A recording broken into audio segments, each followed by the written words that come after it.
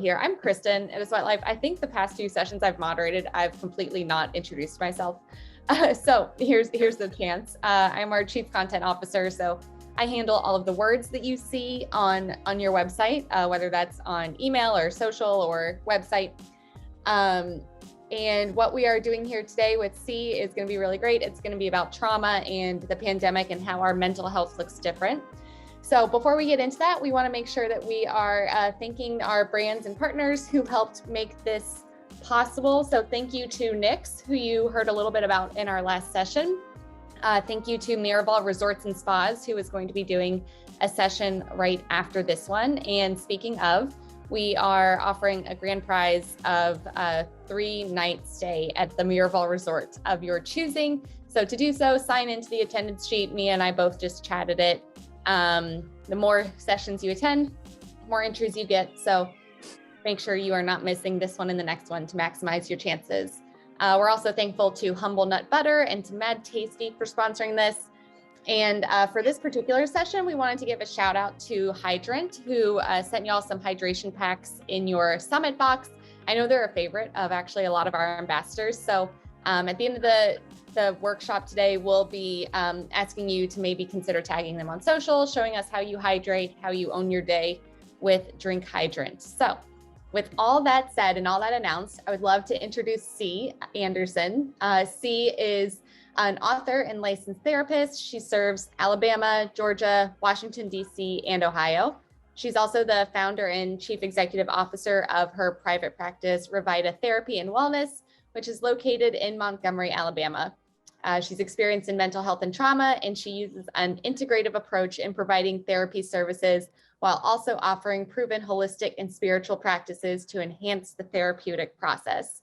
And like we said, today she's going to be talking to us about trauma, the pandemic, and how our mental health looks different, which I think is something we all have a lot of thoughts and feelings about. So with that, I'm going to hand it off to C. C, how are you doing today? I am wonderful. I'm so glad to be here. I was so excited. I was like, yay! Let's talk.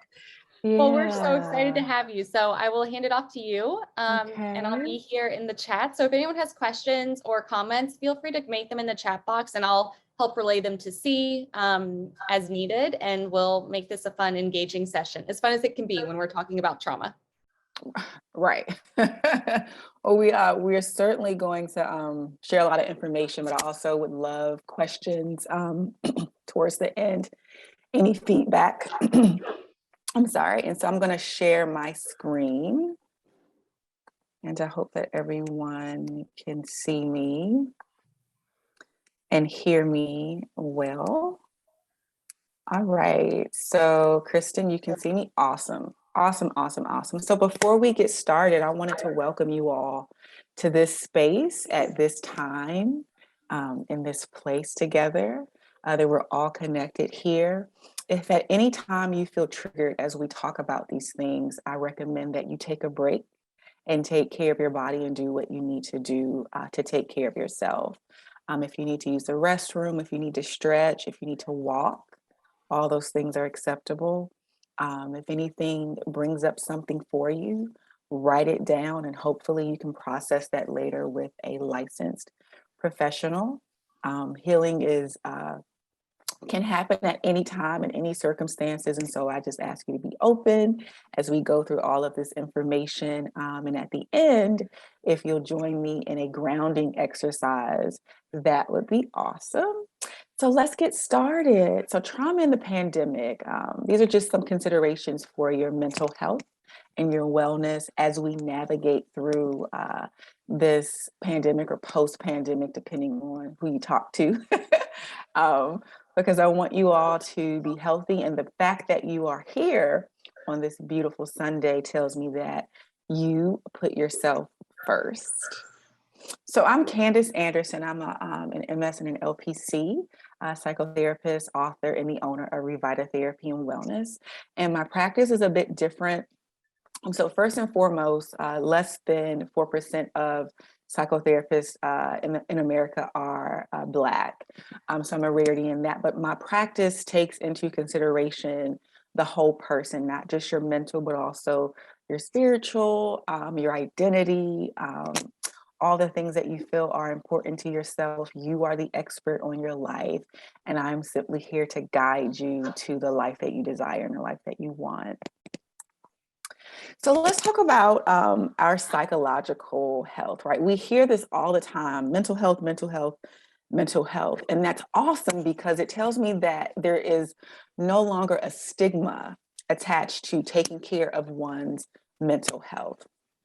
But the other part of that is, what does it really mean? What does it encompass? And so I want to go over that first so that we know exactly what we're talking about when we talk about our psychological health. So our psychological health is made up of three key components. The first is our emotional, and all of these components work together and they influence the other equally. So our emotions, those are the things that motivate us, right? They help us to avoid danger. Our emotions help us to make sense of life's experiences. There's the heart, right?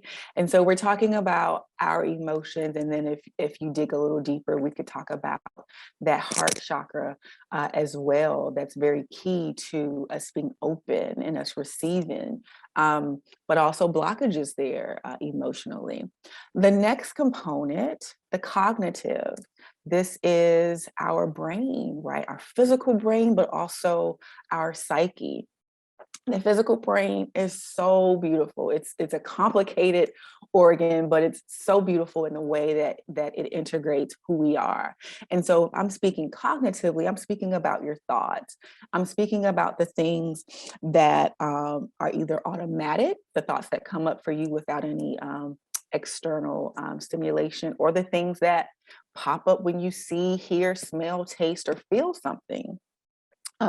Also cognitively, we're going to be talking about parts of the brain. We're going to be talking about your neocortex, right? This cognitive functioning, your executive functioning, being very logical. But then we're also going to talk about where the trauma resides, which is in your subcortical, your primitive brain. We're going to talk about how trauma is stored. It's really fascinating information. And I hope that you take away something that makes you look at your beautiful brain and your beautiful emotions very differently.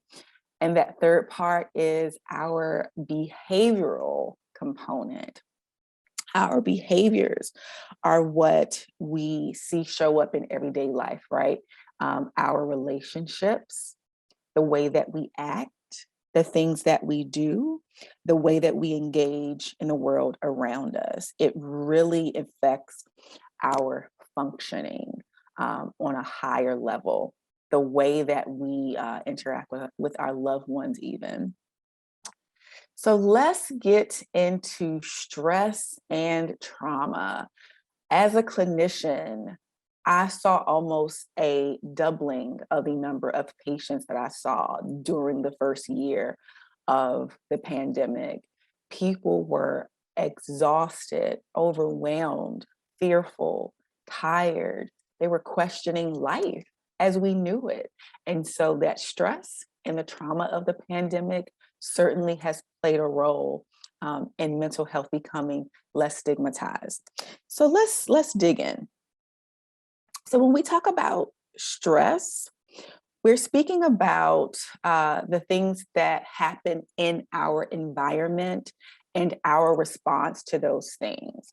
The things that occur in our environment are the stressors, and the way that we respond to it is the stress. A stressor can be anything. It could be work. It could be a person in your life. It could be your physical health. It could be your mental health. It could be financial. It can be anything that invokes or provokes a response from you, right? And so we have two kinds of stress. Acute stress, as you'll see here, is your body's reaction to one-time events. So for instance, a new situation, a roller coaster ride, a personal achievement, things like a vehicular accident or a natural disaster. Here in Alabama, where I am, we have lots of tornadoes that just kind of pop up out of nowhere. I'm originally from DC, and that wasn't an issue, but my very first tornado, I had an acute stress response because I had never been in that circumstance. Another acute stressor is things like job loss. But then we move into our chronic stressors. And chronic stressors are those things that happen over a period of time. These aren't just one-time incidents. So think of someone that's in combat or exposed to war, someone who may be in abusive circumstances, whether a child or an adult, someone that is the target of the abuse, or someone who is actually witnessing the abuse. Also, chronic illnesses are considered to be chronic stress, right? So if you're living in high crime areas, or you're growing up in a home that is unpredictable, we consider that to be exposure to chronic stressors. And so stress doesn't always have these negative or uncomfortable connotations. There's a such thing as positive stress. Right. So positive responses to stress look like being motivated at work to hit a deadline, or to problem solve, or meeting new people. Right. So we become really focused in those moments, and sometimes even amazing ideas come forth because of the stress from the issue. But the less tolerable stress, like a natural disaster or something that you have to adapt to, like the loss of a loved one, certainly would be a not so positive response to a stressor. So let's think about trauma. Trauma, it was so funny because Kristen said, we really can't have fun with trauma. But trauma is something that I find fascinating. And why? Because we are humans having a human experience, and we all at some point experience this. And so we have big T trauma and little t trauma, right? So there are two types of trauma I want to focus on. So little t trauma and big T trauma. I don't want you to focus on associating this with events, but I want you to think about this as your own response, or people's response to trauma. One on a very personal level, the other on a more life-threatening level. So first, before we get into that, let's talk about what trauma is, okay? So I like to explain trauma as an interrupted event that has yet to be completed, right? So your mind has not had an opportunity to integrate it into your psyche. So for instance, if we think about a relationship that's ended, that would be a form of trauma, because maybe you don't have closure, right? So you haven't had the opportunity to integrate that into your heart, or your spirit, or your mind, or you have the loss of goals, the loss of dreams. That's a trauma as well, right? You don't have the opportunity to see those to fruition. And so maybe sometimes you get stuck. So most people associate trauma with really harrowing events, like war or natural disaster. But I want you to think of it as distress, because a distressing event that falls beyond the scope of one's natural ability to cope is trauma. So if you don't have the proper skills, if you don't have effective tools to respond to a traumatic event or an event period, likely there will be some unresolved trauma there. Also, individuals who experience trauma have a higher risk for physical health issues, also substance abuse disorder. And so it's really important that we understand that this doesn't just affect our mental health, our emotional health, it can certainly affect the health of our bodies. So two types of categories, big T and little t. So the big T events are what we normally and commonly associate with post-traumatic stress disorder. So this could be like serious injury or sexual violence, or events where your life feels threatened, like the pandemic. And these threats of injury or death or violence can cause an intense response in an individual, even if there's no physical harm. And even witnesses to big T trauma, they experience PTSD as well. And this is what we like to call vicarious trauma. First responders, therapists, police officers, doctors, etc. Those on the front line These are individuals that experience vicarious trauma, and we refer to them as actual secondary victims in incidents. So little t trauma is distressing events that affect you more on a personal level. So these could be breakups. This could be the loss of a loved one, the loss of a pet, the loss of a job, and people have very unique capacities to handle this stress. So your level of resilience is very much connected to your ability to cope with trauma. And everybody is different.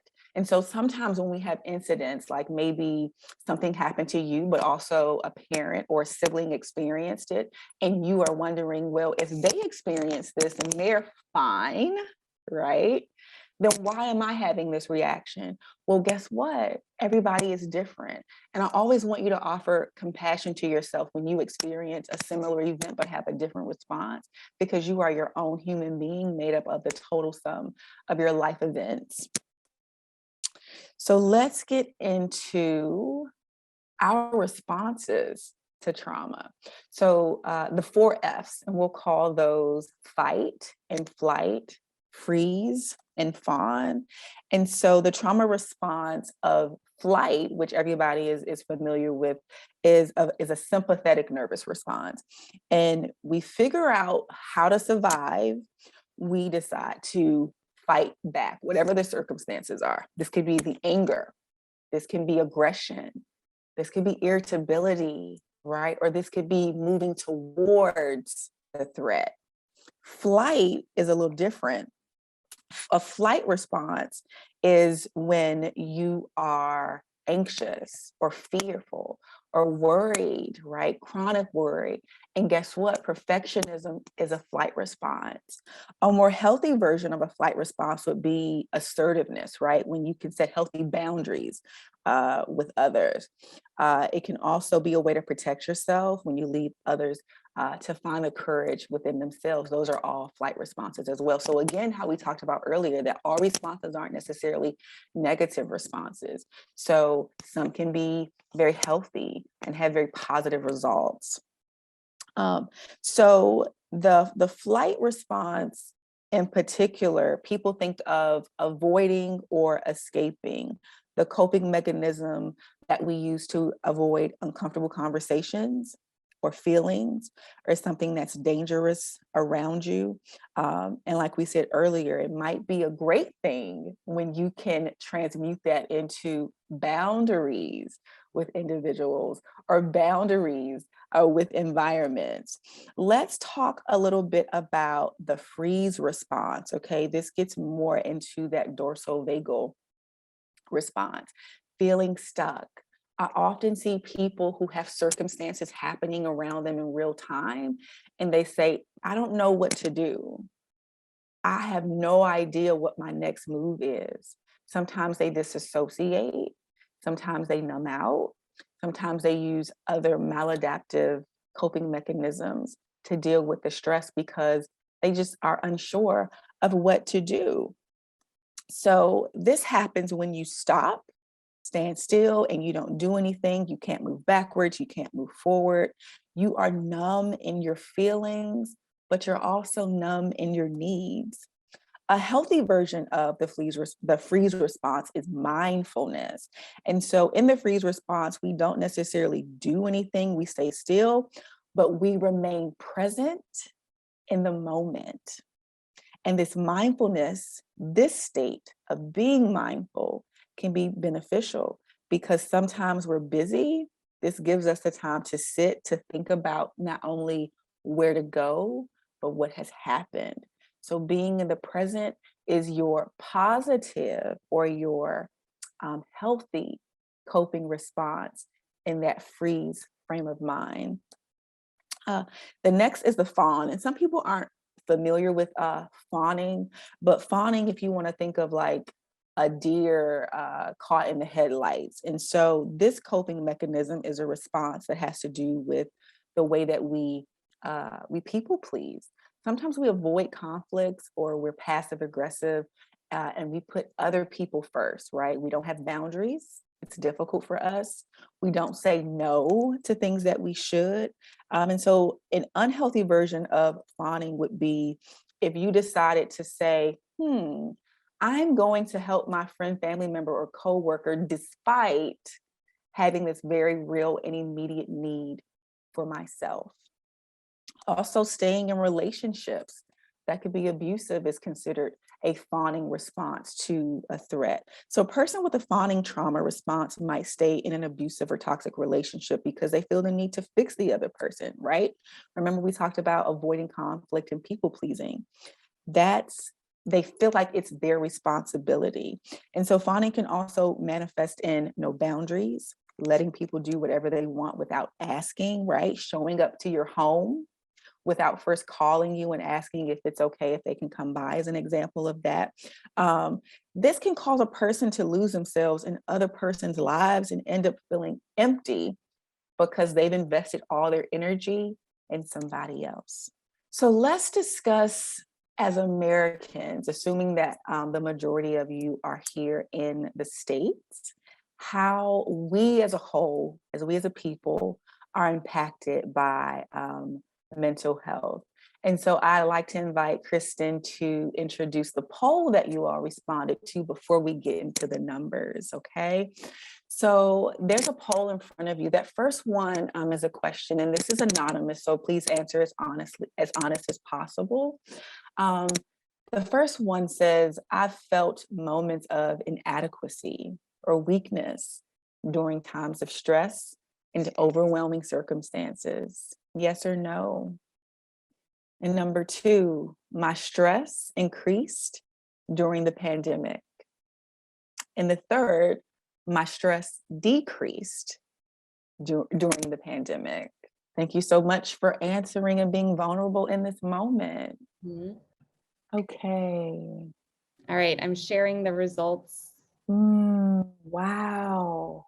Wow. Again, thank you so much for being vulnerable in this moment. I like to read these results. I don't know if you all can see them, but to the question, I have felt moments of inadequacy or weakness during times of stress and overwhelming circumstances.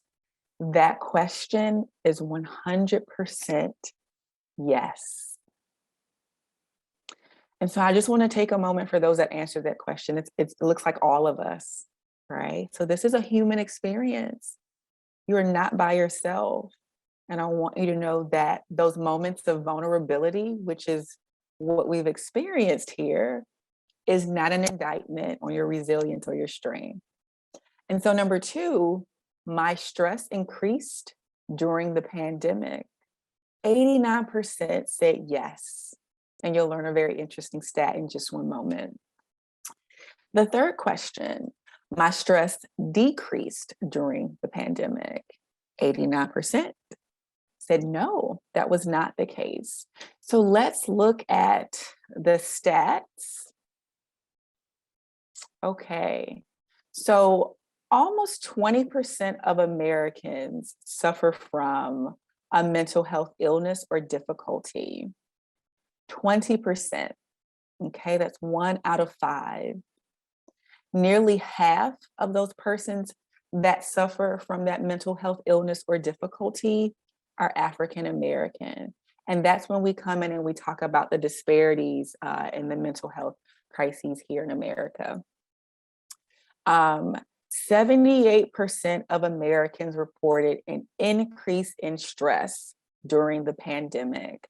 So that means that those things that we talked about earlier, where we discussed how we have positive responses and negative responses to stressors, that we've all on some level had that experience, right? And so what happens when you are exposed to stress, it can affect every aspect of who you are. It affects your emotions. It affects the stress hormones in your body. It can affect your weight. You can lose or gain during that time. It also affects the memory. Some people report that they don't have full memories of what's happened. So I had someone come in last week and they were under a tremendous amount of stress, didn't even realize it because we're taught to be strong and to kind of numb out. And she made it from work all the way home and could not remember driving. Okay.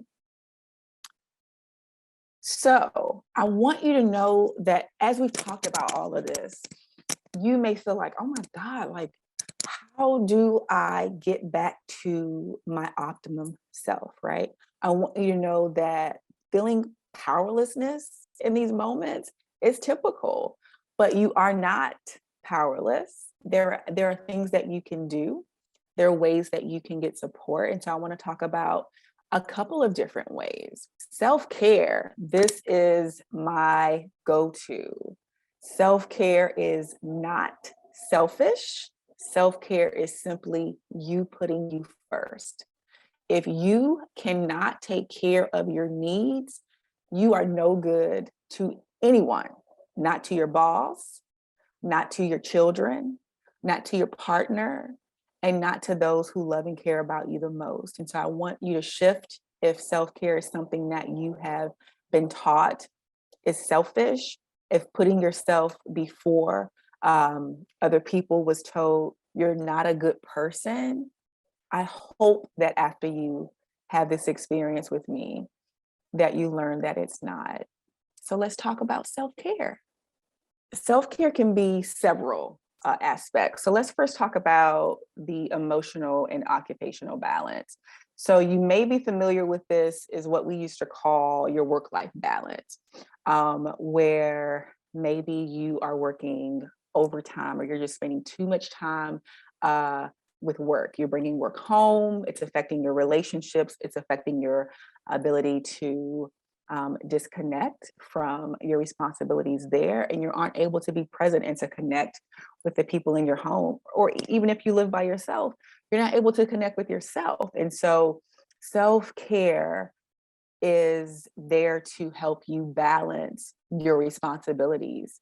It's there for you to be able to say, this belongs to me, and those things belong to someone else. Self-care is also a part of that is listening to your mind and your body and your spirit. So I want you all to kind of think about, what things do you experience that use up your mental energy? Is it conversations with other people? Is it feeling overwhelmed by what's happening in the world? Is it trying to help others but not helping yourself? Is it anxiety? Do you have difficulty quieting your mind? Is meditation difficult for you? Is being still difficult for you? If you aren't occupied mentally, and if you aren't being productive, do you not feel valuable? Okay. So let's think about the body, self-care with your body. Are you in tune and attuned to your physical self? Do you have difficulty being present in your physical body? Are you aware of sensations in your body when you have memories or experiences? Do you listen to your body when it's telling you to rest? Do you listen to your body when it's giving you signals that there's an unmet need? Your body is always talking to you. And let's talk about your spirit. Are you aware of who you are, of your essence? Are you connected to a higher power or nature or others? Do you take time to discover what feels good and what is fulfilling to you? If you've not taken inventory of how you're caring for your mind and your body and your spirit, I highly recommend that you review those questions. Okay, rest. Let's talk about rest for a moment. My personal motto around rest for me is a radical declaration that I care about myself, that I love myself, that I value myself, and that I'm deserving to be still, to rest, to be asleep without any guilt or any worry, that is my birthright. For some people, the mere thought of doing nothing brings about anxiety. For some people, the mere thought of being still is frightening. And so I want you to take a moment just to consider what rest is for you and what has been your lifelong orientation to rest. Were you called lazy as a child? If you took a moment for yourself, right? What messages did you receive? Okay. Yeah. So next, self-care is also considered to be when we set boundaries and goals. Boundaries, like I said earlier, are what tell you what's mine, what's yours, right? What belongs to you, what belongs to them. That you don't have to know anything, a deep diving into boundaries, if you can just keep that at the forefront. That energy is yours, not mine. That issue is yours, not my responsibility, right? This thing belongs to me and is up to me, that's yours.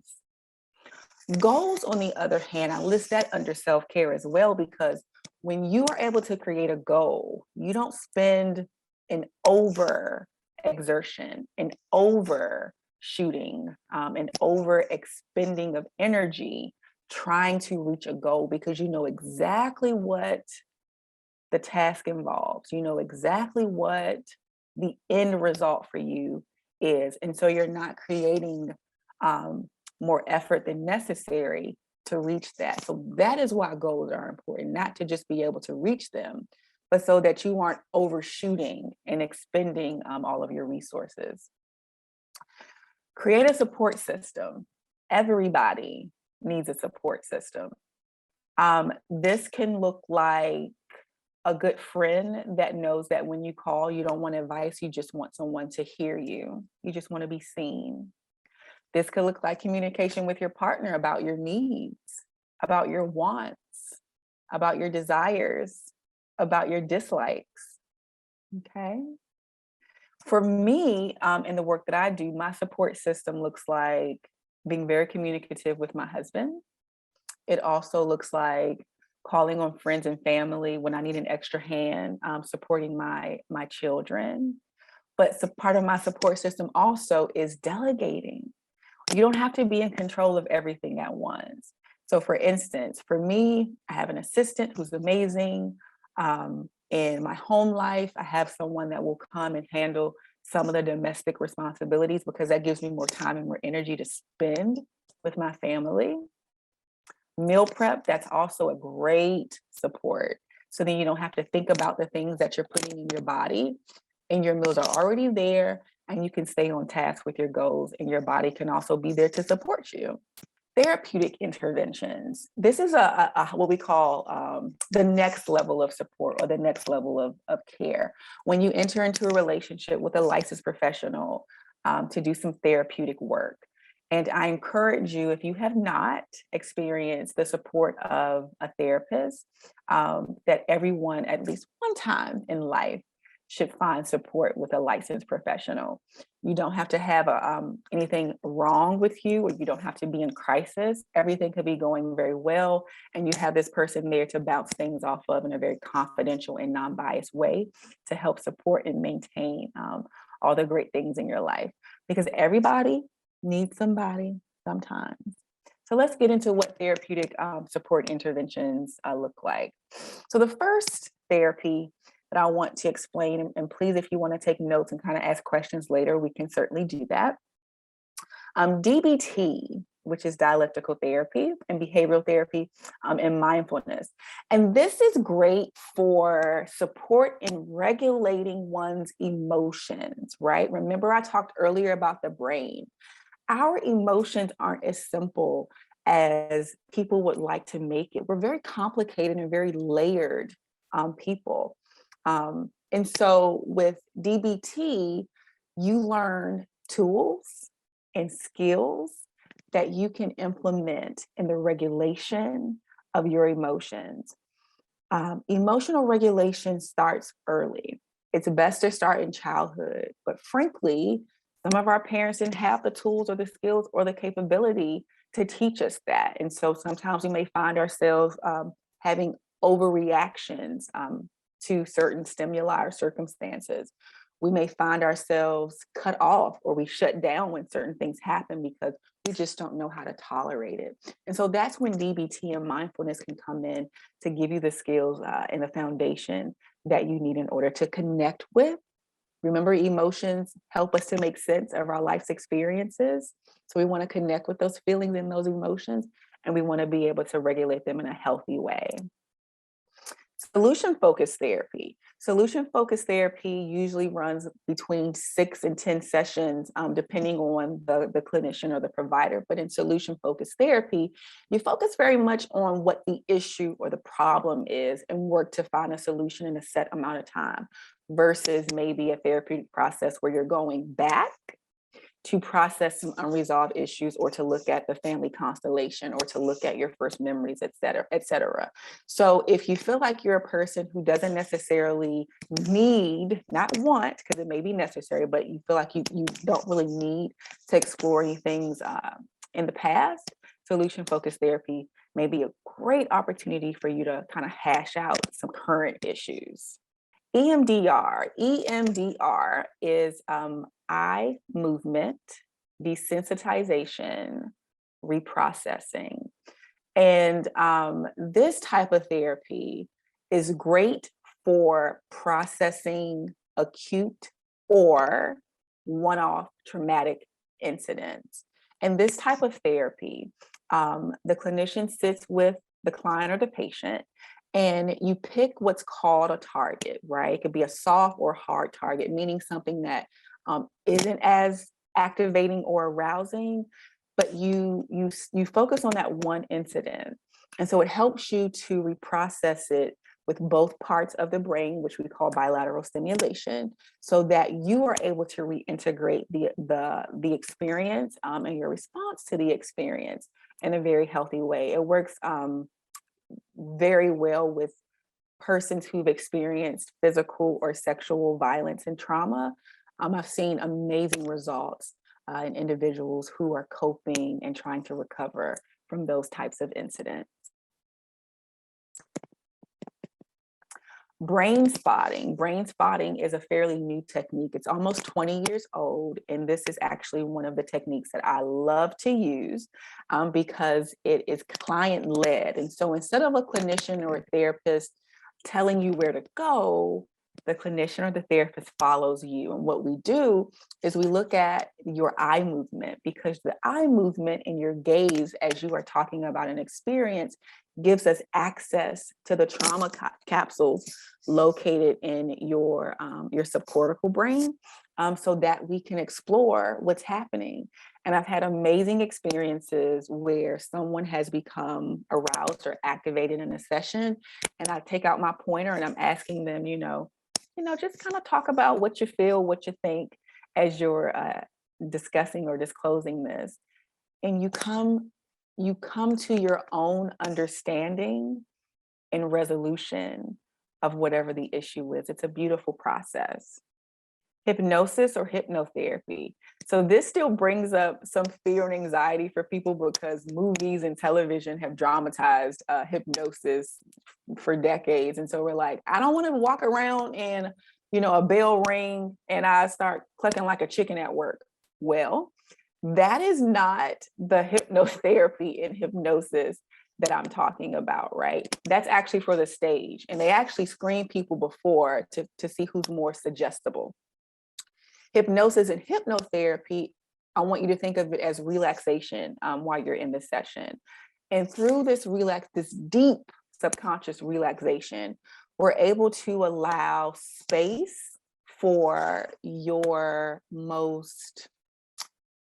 deepest thoughts that maybe you are suppressing or have been repressed to come up, to maybe get insight into what's happening in your waking or your conscious hours.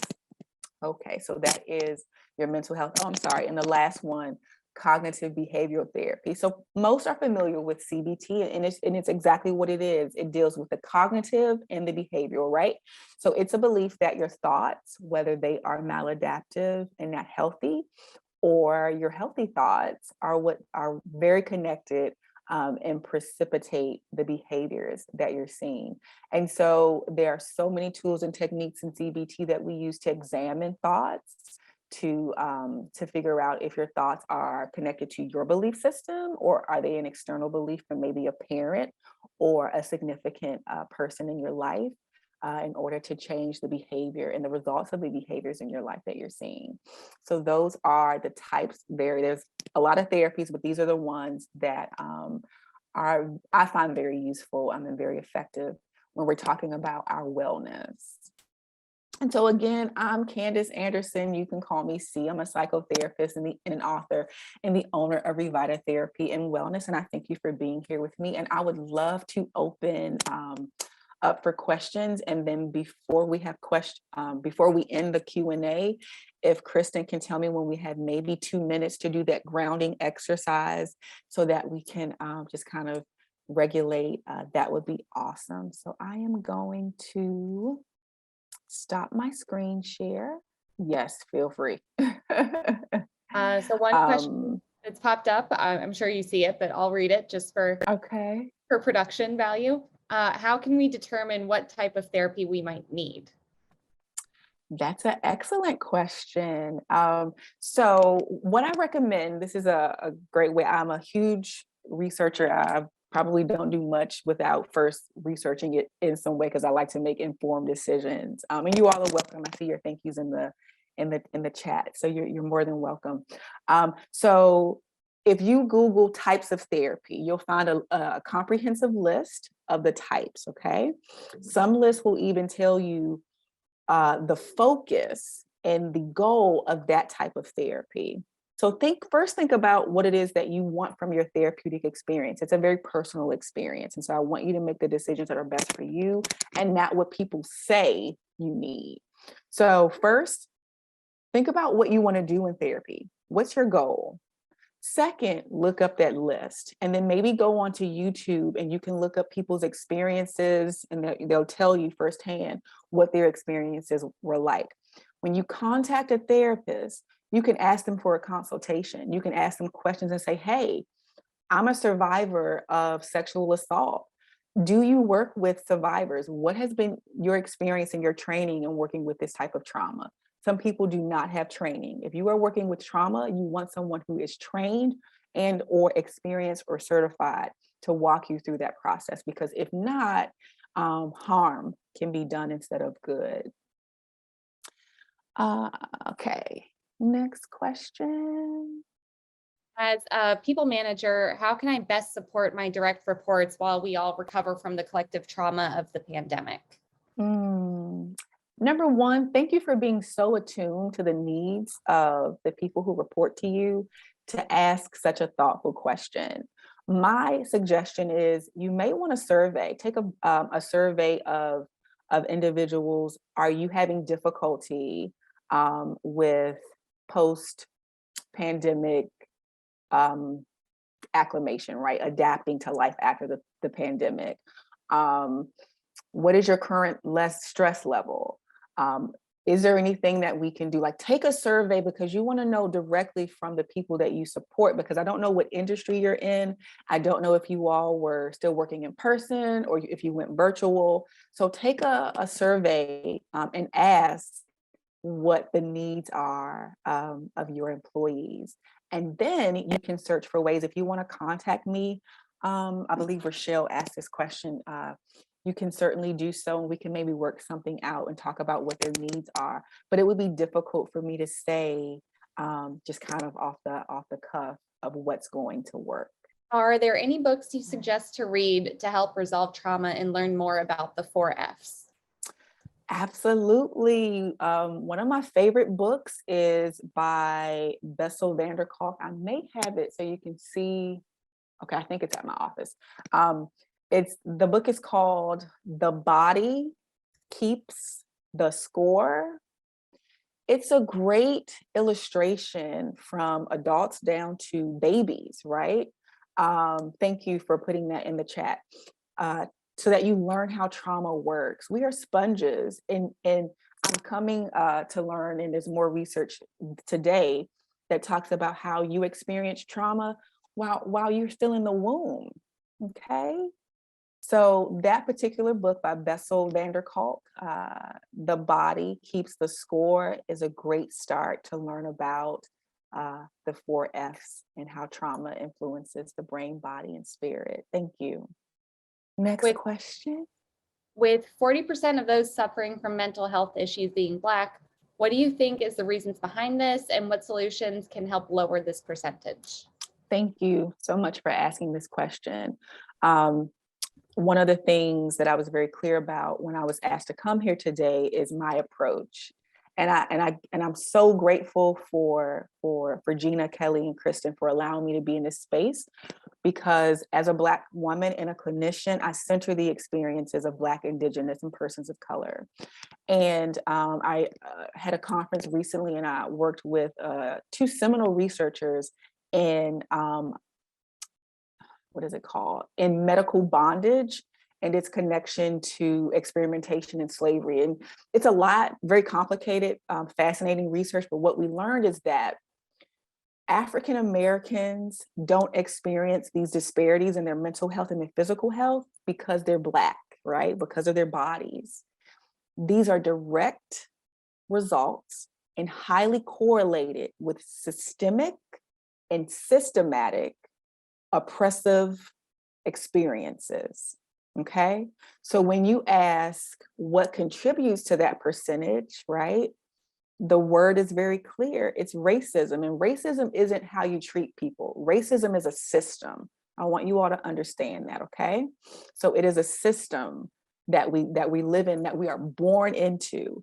And so I can't see your faces, of course, and I certainly wouldn't attempt to assign an ethnicity just by looking at you, because we all come in beautiful shades. But what I want to say is that the way that we dismantle that is being conscious and being anti-racist, okay? Being nice and being passive in this contributes to the problem. You have to be anti-racist in order to combat the racist system. And the second part of your question was solutions to lower this percentage. Destigmatization, access to care, normalizing the experience and accepting it for what it is so that we can recognize it and so that we can address it properly. Next question, please. All parts of healthcare have gotten spread thin, and patients have had appointments canceled and moved out. How do we, I think, speaking as a healthcare professional from this person, how can we help the patients deal with this and not stress them out more? This is so important. Thank you for asking these questions. As a clinician, balancing my schedule, I have seen issues when it comes to scheduling, and when I was in a group practice in particular during the start of the pandemic. So the first thing is capacity. As a provider, you need to be aware of your capacity, okay? You need to be aware of how many appointments can my schedule or can my colleague's schedule take before we are overwhelmed and burned out. Number 2, do we have a strong, trusted referral resource? Do I have colleagues that have openings, right? You want to be checking in with your colleagues to say, hey, Dr. So-and-so, hey, dietitian so-and-so, or hey, nurse practitioner so-and-so, do you have immediate openings? You don't want to say, I'm sorry, my office is no longer taking patients, and then refer them to someone who's no longer taking patients. Immediate spike in anxiety and frustration. Okay. So having that, again, that support system. So I have a list of about 5 different clinicians in all the states that I serve, because I'm no longer taking patients because I'm full. And I want the people on my schedule to receive me at my best. I always want to be able to be present with them and not overworked. So there's a limit to how much I can take on. So that's what I would say when it comes to scheduling, and the appointments that you make. Your team needs to do everything within their power to balance their life in a way to reduce their cancellations. You can't call out every, once a week, right? Because somebody is depending upon you to show up for that appointment that was scheduled weeks ago. Okay. I hope that this was helpful, Karen. If not, you are welcome to inbox me and we can talk more if you would like. Thank you for your question. All right, let's get grounded. Awesome. Okay. One of the things that I would like for you all to do is to put your feet on the floor. If your shoes are off, that's even better. And just sit up in your chair, relax yourself. And thank you for being here with me. Let's get started. When you're comfortable, close your eyes and just relax. Be aware of your chair that's supporting you, or your couch, or the floor beneath you. Pay attention to your breath. Just breathe normally. Your inhale and exhale.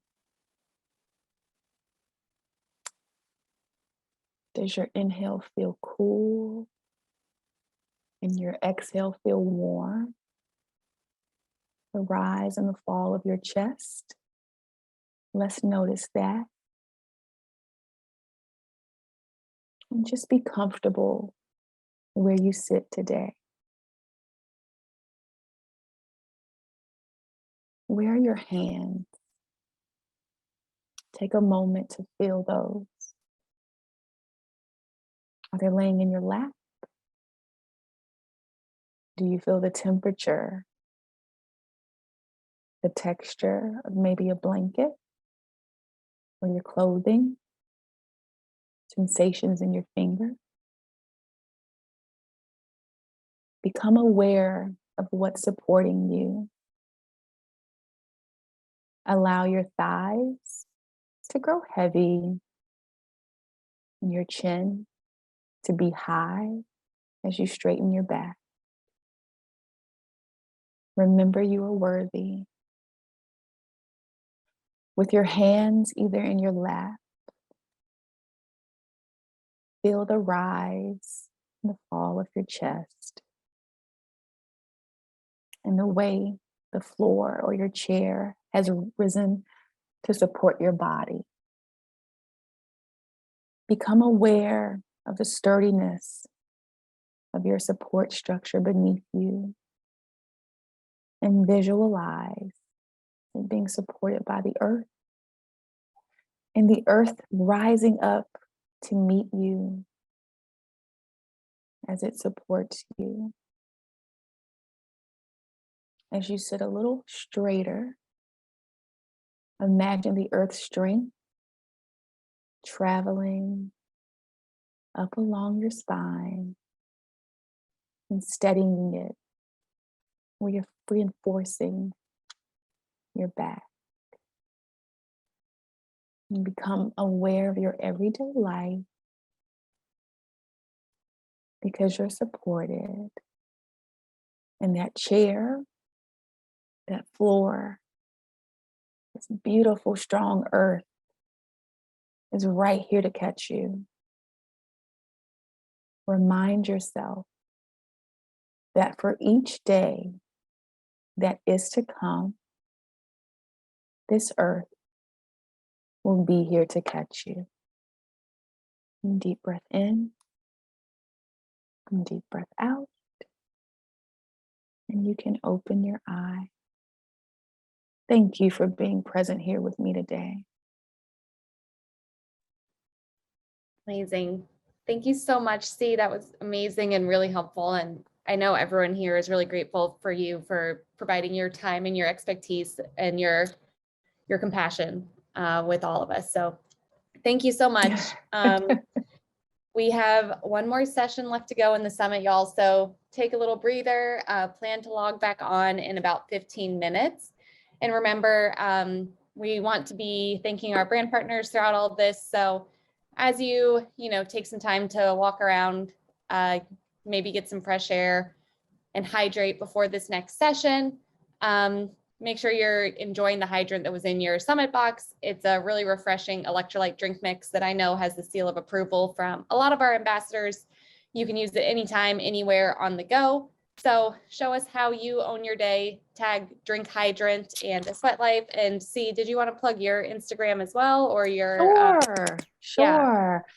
If you still have questions or you needed to reach out to me, you can connect with me. I am on Instagram. It's C Anderson Live. I will put that in the chat box for you. You can also find me on Facebook as well. Okay, and my website, C Anderson. We'll include these all as well in various different places so people will be able to find you too. candiceandersonlife.com. And then clinical inquiries are Revita Therapy and Wellness.com. Amazing. Thank you so much for having me, Kristen. You all have a wonderful day. Everybody. All right. We will see you all in a little bit. Thank you.